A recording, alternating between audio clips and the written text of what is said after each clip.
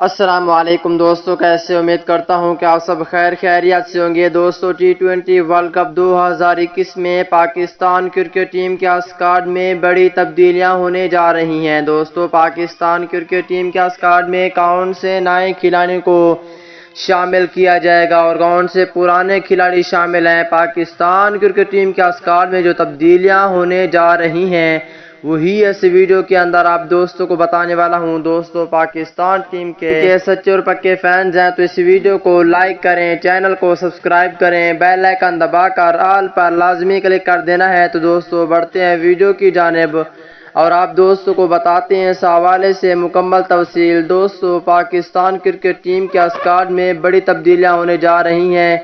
شرجیل خان کی پاکستان ٹیم میں T20 world cup 2021 میں واپسی ہوگی۔ دوسری جانب حیدر علی کی بھی بہت زیادہ چانس ہے کہ حیدر علی کو T20 ورلڈ کپ 2021 کے لیے موقع دیا جائے گا اور عثمان قادر بھی پاکستان ٹیم کا حصہ ہوں گے۔